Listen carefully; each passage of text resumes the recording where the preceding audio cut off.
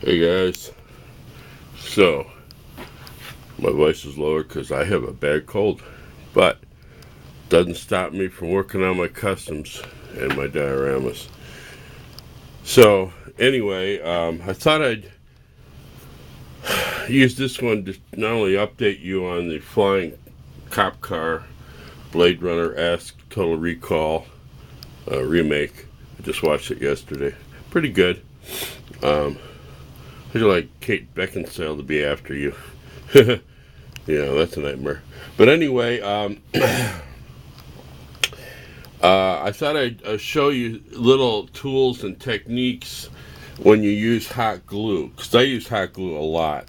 I get this awesome new 300 watt arrow gun that's really much more accurate than your old, well, this is a Dremel brand, but yeah.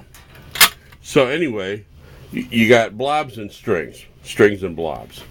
And so how do you get them off? So I've noticed over time that when I use hot glue, my eyesight is so poor close up that until I paint it, I often don't see the little strings and I see the blobs, but not the strings. But anyway, I purposely worked on this and left it unpainted where I removed blobs and strings to show you the different tools I use, because it's a real pain to get these things, these little mistakes off. So anyway, here is my tools. So what I like to do, let's do blobs. So here, let me get something to point this out with. Here is an example where I had put this on and there was too much glue, and so it blobbed right along here. Same thing happened over on this side. And so how do you get it off? Well, the first thing you have to do is take a sharp X-Acto, like that one, and cut along the adhering edge to whatever you just put on. If you don't, you're going to be messing that up. And then you take a flat edge X-Acto, like a scraper type, and then you can bring that to bear this way and kind of peel it up. And then what I like to do is take either a pair of real good tweezers with sharp edges, or if it's a big blob, I take my mini pliers and grab it and pull it. And then of course you're going to have to repaint that, touch that up. Now for strings, I removed most of the strings already, so I can't really show you examples. You can probably tell there was a string. So you can do different things. You can use a popsicle stick and just rub it. That won't take the paint off. Super thick foam might work. A soft and hard eraser, hard being an old one, and then a new one. That helps to remove strings. Sometimes you have a situation like I had here. This is really tough because there was a blob along this edge, butting against this. So I had to slice, and I got most of it out. But then I do this technique. I heat up. If you can see that, I heat up a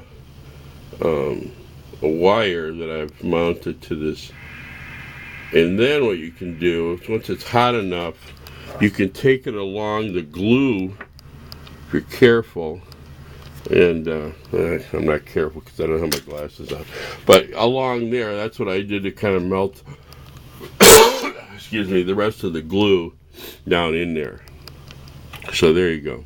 So those are different techniques. Here's another example of how you can heat something up with a lighter and to make fine changes.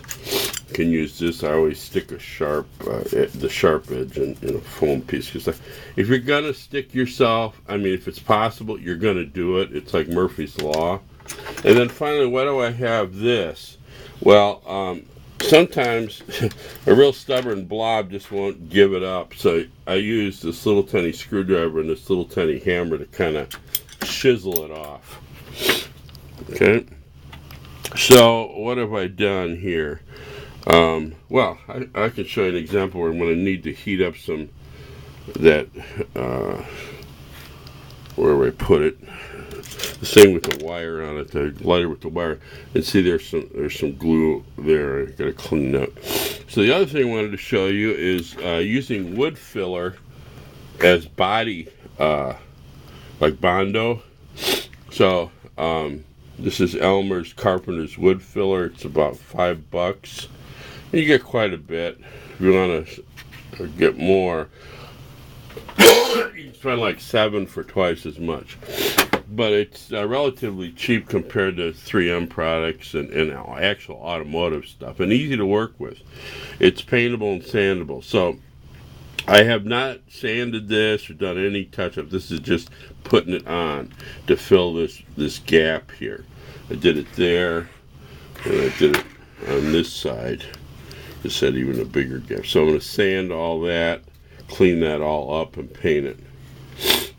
And don't have that, and then I'm going to have to, in there I'm going to have to paint that so you don't see the thing. But I wanted to show you to the front of this. So I'm not super happy with the angle of this, but I tried, and that's about all I can do. But I thought it looked cool. That's a bike reflector. These are nail brads for a nail gun that I used, and then this is pretty sophisticated. It's a plastic knife for the pattern, and then on top of it is the plastic part of a googly eye. So you have a lens there too, so that came up pretty cool. The idea is these are various sensors, like radar sensors, infrared, heat signature sensors, and so on. So as you're looking now, I just noticed I've got a problem here with this pulled away. This should be tighter, so I'm going to have to cut that off and re-glue that, because that's, see, compared to this one, it's wonky. It's funny how you don't see things sometimes until you take a video, but then I think it came loose because obviously when I painted it, that white part was not exposed. Anyway, so I'm continuing to work on this. You might wonder the original Camaro body, where that came from, and it's kind of interesting. By the way, there's a couple other things. I'm so sick and tired. I can't think, but I was going to show you the part I cut off, but I'm not sure where it went. Oh, here, this is hidden under here. So if you look, it says Funrise Incorporated 1995 with their logo embossed on there. So that was the original design of the mold of the Camaro police car. But then, you know, you have this Tonka 2000 Hasbro sticker, which is actually when it was made, because Funrise and Hasbro have a deal, kind of a partnership like deal. It's somewhat complicated, but Hasbro owns Tonka, and somehow they're connected with Funrise. They have licensing deals or whatever. So that's how old the design is. It's 1995, the mold, but actually it was made in 2000. So anyway, you know, I just thought you'd like that information.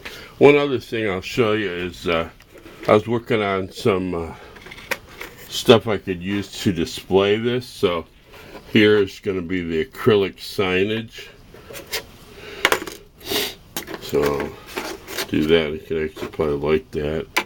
And then this I thought would be cool to have as a kind of a where it lands. I thought I'd have some kind of panel, maybe something like this.